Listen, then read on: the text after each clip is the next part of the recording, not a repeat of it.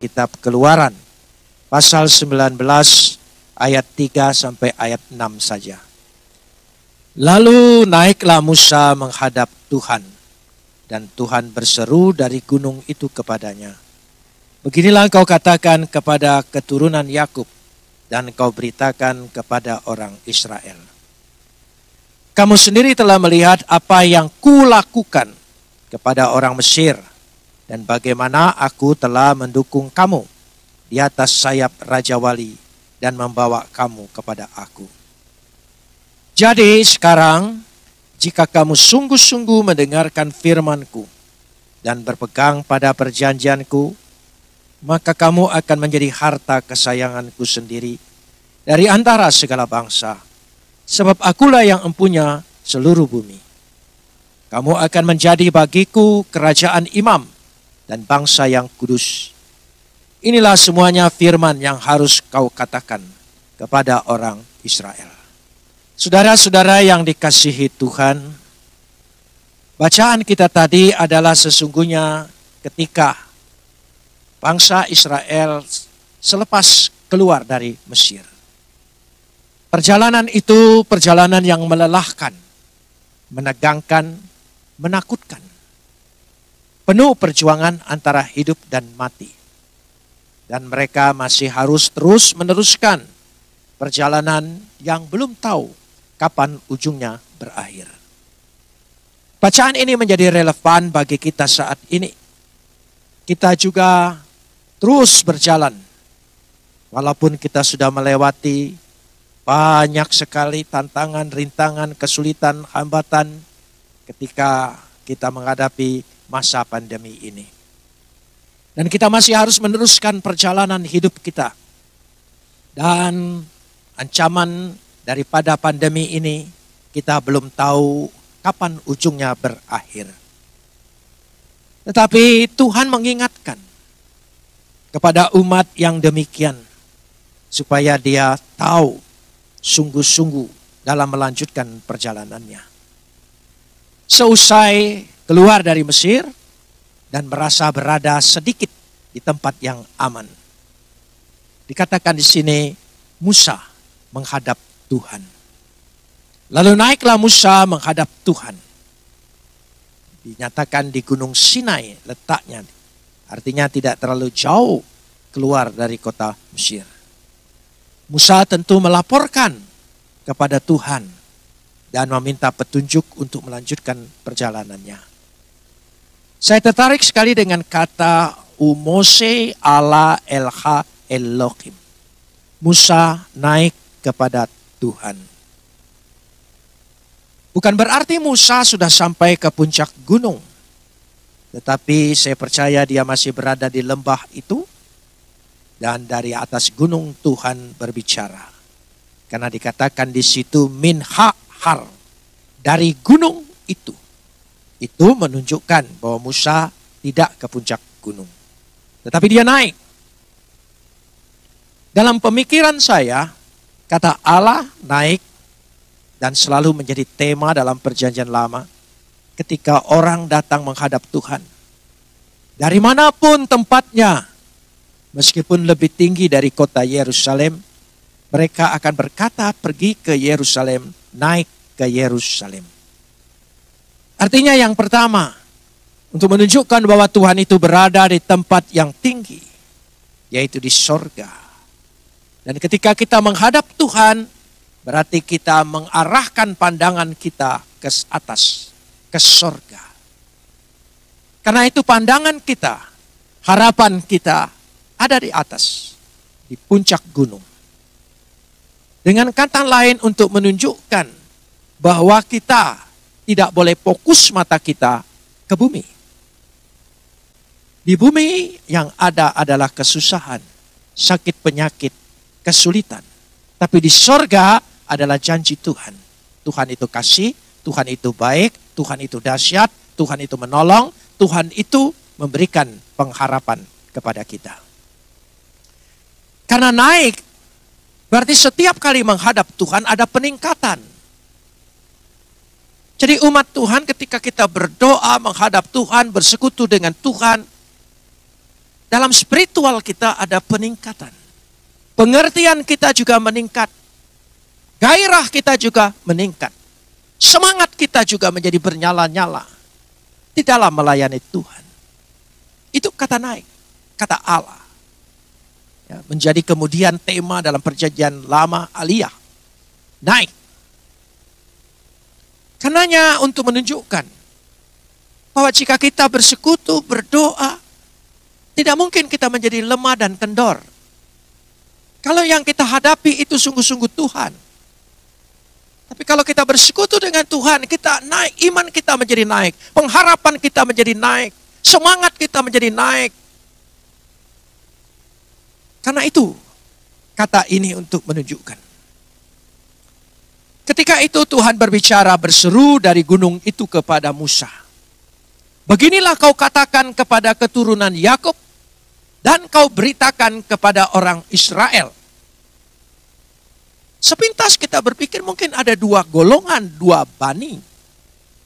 Tapi tidak demikian. Kalau kita melihat di sini, Kotamar Levet Yaakub. Begitulah kau katakan kepada keturunan Yakub.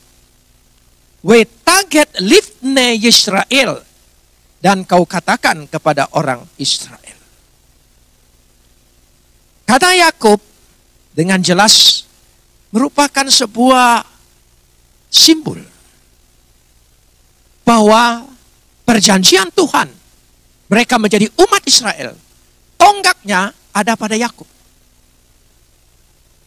Dan Yakub merupakan tonggak dari perjanjian Tuhan di tengah-tengah umat.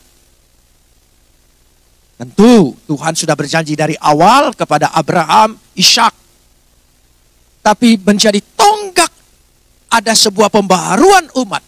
Bahwa umat milik Tuhan, umat dipisahkan oleh Tuhan, yaitu ketika perubahan nama Yakub menjadi Israel. Karena itu, kalau berbicara Bani Yakub, itu berarti simbol. Simbol umat yang menerima perjanjian. Sehingga dia menjadi umat Tuhan. Bahwa perjanjian Tuhan itu menjadi satu pegangan. Nah bagi kita juga sama. Bahkan bukan hanya simbol daripada perjanjian Tuhan. Perjanjian Tuhan itu menjadi historis. Menjadi sebuah realita di dalam kehidupan iman kita. Melalui karya Kristus.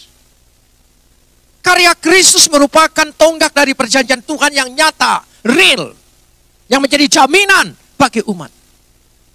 Karena itu kita disebut umat.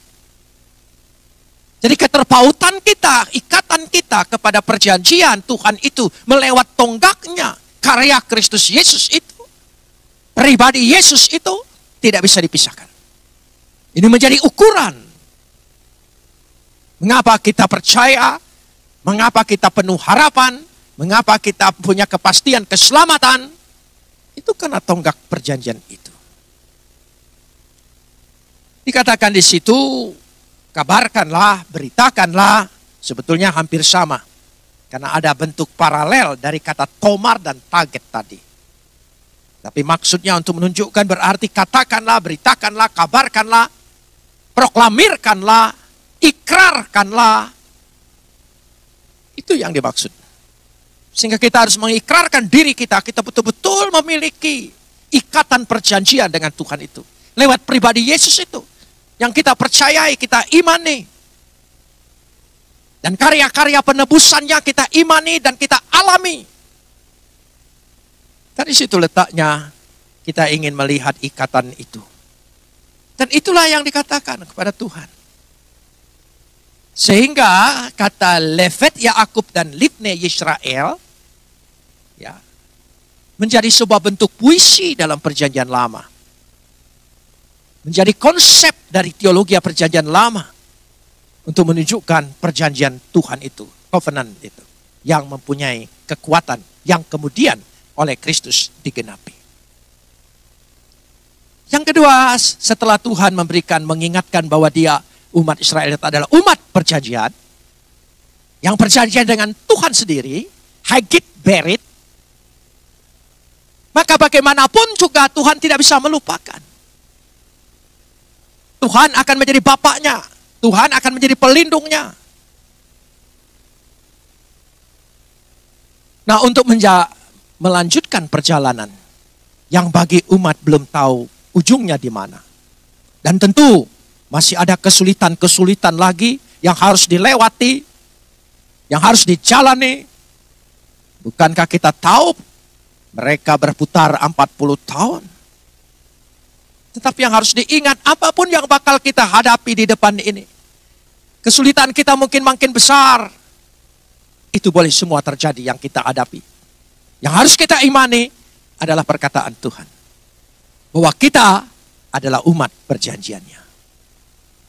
Karena itu, pada ayat yang keempat dikatakan di situ, kita melihat pada ayat yang keempat. Kamu sendiri telah melihat apa yang kulakukan kepada orang Mesir. Dan bagaimana aku telah mendukung kamu di atas sayap Raja Wali dan membawa kamu kepadaku. Saya ingin bahas dulu di sini. Ada dua hal yang kita lihat. Kamu sendiri telah melihat apa yang kulakukan kepada orang Mesir. Ya, dan bagaimana aku mendukung dan membawa kamu. Itu yang sudah terjadi. Karena itu sudah menjadi ciri khas dari perjanjian lama. Yaitu ketika di mana ada harapan yang bakal kita terima. Biasanya diingatkan kembali, diawali. Berdasarkan pengingatan kembali kepada karya-karya Tuhan pada masa lampau. Karena itu kisah-kisah bagaimana Tuhan menyelamatkan umatnya dalam Alkitab harus menjadi dasar. Bahwa Tuhan tidak meninggalkan kita, Tuhan pasti menolong kita. Menjadi dasar bahwa di ujung sana ada pengharapan. Menjadi dasar bagaimana kita tidak takut ketika kita menjalani ini. Ini harus menjadi dasar. Karena itu, apa yang sedang kita jalani? Apa yang bakal kita terima? Perjanjian Tuhan. Perbuatan-perbuatan ajaib Tuhan. Mujizat-mujizat Tuhan pada masa lampau. Dia sanggup, dia mampu, dia memberi. Dia melakukan. Dan itu diingat terus. Itu menjadi dasar, menjadi konsep. Bahwa Tuhan tidak meninggalkan kita. Bagaimana ketika Tuhan itu ya melakukan kepada orang Mesir, dan kalimat menatakan, mendukung kamu di atas sayap Raja Wali. Wa esa etchem al-kanfe nesyarim.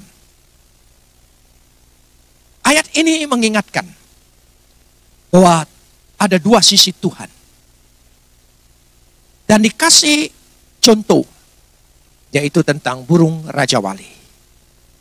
Di padang gurun, di pegunungan, umat melihat kehidupan burung ini. Mereka terbang tinggi, jauh. Kadang-kadang melampaui gunung itu sendiri. Untuk menunjukkan yang pertama melalui ilustrasi Raja Wali ini. Kekuatan dan kedahsyatan Tuhan. Kuasa Tuhan. Ketika membebaskan umat Israel dari Mesir. Mereka menghadapi kekuatan yang tidak menjadi ukuran untuk melawannya. Mereka tidak punya perlengkapan dan kekuatan. Tapi kekuatan Tuhan sanggup menghancurkan orang Mesir. Ini yang harus diingat. Bahwa kuasa Tuhan itu tidak terbatas. Kuasa Tuhan itu mampu melampaui segala apa yang kita pikirkan. Yang kedua, pemeliharaannya. Mengambil tetap ilustrasi Raja Wali ini. Mengatakan mendukung kamu di atas sayap Raja Wali. Raja Wali yang begitu gagah perkasa. Sangat lemah lembut. Ketika dia merawat anak-anaknya. Melindungi anak-anaknya. Di bawah naungan sayapnya. Bahkan menopang anak-anaknya ketika mereka belajar terbang dan hampir jatuh di jurang. Dan induk Raja Wali menungkik dan mengangkat anak-anaknya di atas sayapnya. Supaya mereka tidak jatuh terantuk ke atas batu. Begitulah pemeliharaan Tuhan. Karena diingatlah semua ini. Jadi, semua perbuatan Tuhan, mujizat Tuhan, perbuatan yang dahsyat masa lalu itu pemeliharaannya harus menjadi pegangan. Ketika kita berdoa, kita meminta, berdasarkan Tuhan sudah melakukan itu. Bukan sesuatu yang baru pakai Tuhan. Kau sanggup beri aku makan. Karena 5.000 orang kau sudah beri makan. Jemaat di padang gurun mereka tidak kekurangan makan. Karena Tuhan sumber rezeki. Mengapa kita harus mengingatkan kembali perbuatan Tuhan? Karena ini menjadi magnet. Magnet. Magnet iman. Jadi karena di dalam iman kita percaya perbuatan-perbuatan ajaib, perbuatan-perbuatan dahsyat, mujizat-mujizat Tuhan, itu menjadi magnet. Apa yang bakal kita tarik? Dalam hal ini, saya tertarik sekali dengan sebuah firman Tuhan yang luar biasa menurut saya. Semuanya luar biasa. Tapi saya ingin melihat Matius 13 ayat 12. Matius 13 ayat 12. Karena siapa yang mempunyai, kepadanya akan diberi, sehingga ia berkelimpahan. Tetapi siapa yang tidak mempunyai, apapun juga yang ada padanya akan diambil daripadanya. Sepintas ayat ini buat kita berpikir tidak adil sekali ya. Yang punya akan diberi, yang tidak punya akan diambil. Tapi tidak demikian. Tapi ini merupakan magnet iman. Siapa yang mempunyai di dalam dirinya, mempunyai, memiliki, memegang, memakai, ada di dalam dirinya. Karena memakai kata ego, mempunyai. Jadi kalau kita mempunyai keyakinan, kepercayaan, bahwa Tuhan kita mampu, Tuhan kita sanggup, maka dia menjadi magnet untuk menarik apa yang kita minta. Sehingga dia akan diberi, didomi, diberikan, dikeluarkan kepadanya. Tuhan akan berikan. Jadi ini yang penting sekali. Di dalam diri kita ini, iman kita itu punya magnet. Siapa yang mempunyai kepadanya akan diberi, didomi, diberi. Sehingga dia akan diberikan kelimpahan. Sehingga ia berkelimpahan. Perishuo. Berkelimpahan, berkelebihan, bertambah. Ada keuntungan. Membuat bertambah-tambah, tidak habis. Itu kata perishuo. Tapi kalau kita tidak punya, menurut Matius 13 ayat 12, coba. Tetapi siapa yang tidak mempunyai, apapun juga yang ada padanya akan diambil daripadanya. Jadi kalau dia tidak memiliki magnet iman itu, tidak ada dalam dirinya kepercayaan bahwa Tuhan itu pada dulu sudah melakukan semuanya, makanya mereka akan kekurangan imannya, harapannya. Karena itu kita harus mengingat bahwa Tuhan kita sanggup. Ayat yang kelima dari bacaan kita ini.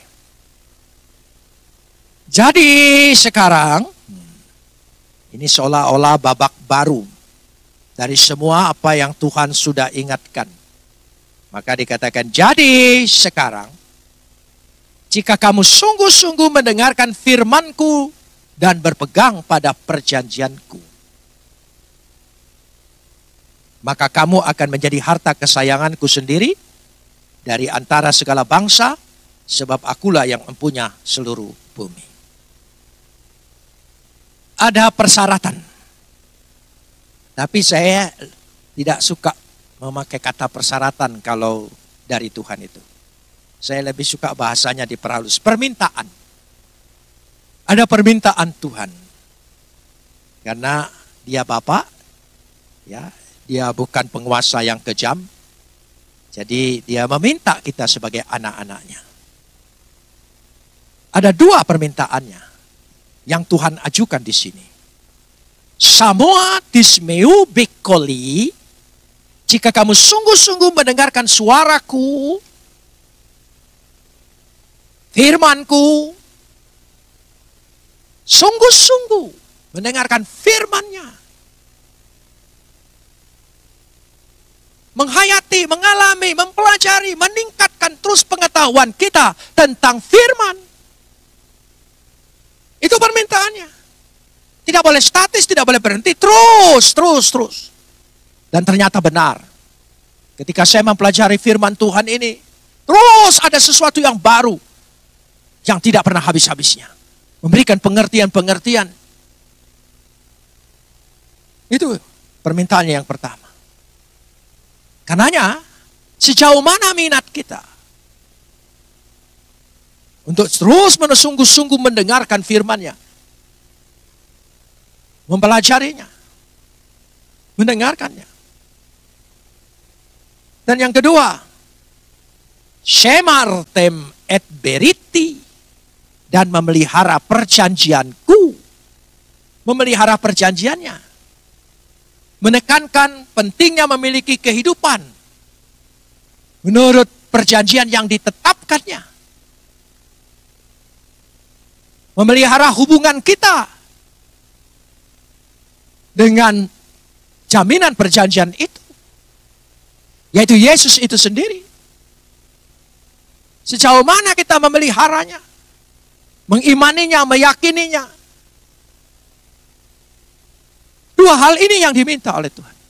Firman dan memelihara, memegang perjanjiannya. Kita berpegang, mengandalkan pada perjanjian Tuhan. Kita selamat karena perjanjian Tuhan melalui Yesus Kristus. Kita punya kepastian keselamatan di situ. Kita diampuni dosa dari situ. Kita akan dipelihara dari situ. Ingat perjanjian kita. Tuhan memberikan perjanjian kepada kita. Itu yang harus kita pegang. Kita pegang. Ya, shemartem et beriti. Baru kemudian ayat yang ke-5b, ayat 5b. Tuhan memberikan jaminan. Jika dua permintaan tadi dalam ayat 5a, engkau penuhi hidupmu seperti keinginan Bapa kita, maka Tuhan memberikan jaminan. Maka kamu akan menjadi harta kesayanganku sendiri dari antara segala bangsa, sebab akulah yang empunya bumi. Harta kesayangan. Ya, pemenuhan dari permintaan Bapa yang tadi di atas menjadikan umat segula, harta kesayangan. Kata segula, istilah ini biasanya digunakan untuk harta pribadi seorang raja. Harta seorang raja. Siapa yang berani mengusiknya? Siapa yang berani mengambilnya? Dia terjaga, terpelihara. Itu kesayangan. Imani, kita ini kesayangannya.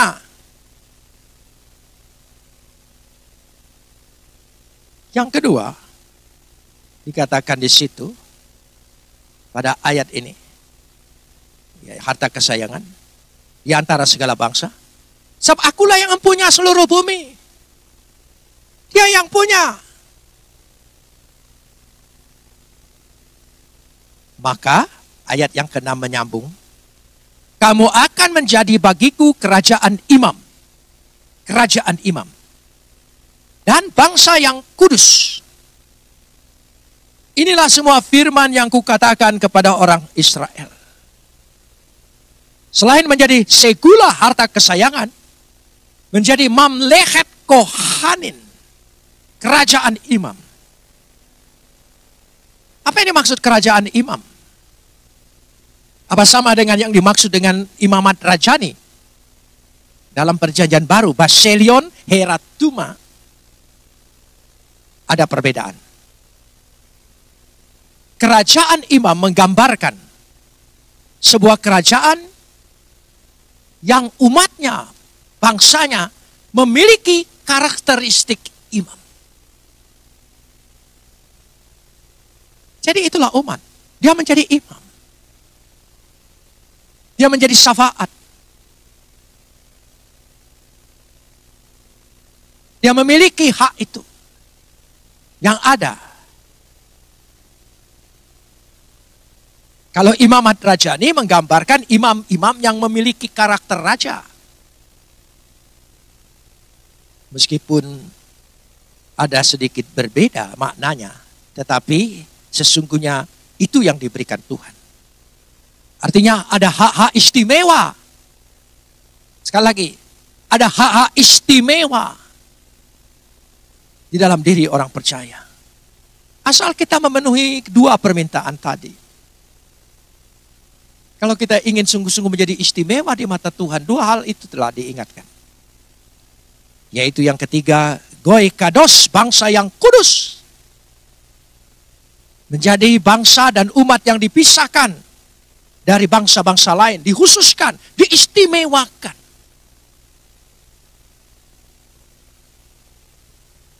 Ini letaknya. Karena itu, bangsa itu meneruskan perjalanannya. Dan mari kita juga meneruskan perjalanan hidup kita. Meskipun ketidakpastian, ketidaktahuan, bahaya-bahaya masih mengancam perjalanan hidup kita. Tapi arahkanlah pikiran kita pada perjanjian Tuhan. Tuhan tidak meninggalkan kita. Dan dia menjadi bangsa yang kudus, yang dipisahkan. Meskipun bangsa Israel sebagai monumen dari perjanjian Tuhan. Di tengah-tengah sejarah dunia. Mengalami luar biasa kesengsaraan, kesulitan. Melebihi bangsa-bangsa lain. Mau dimusnahkan, dihapus dari peta.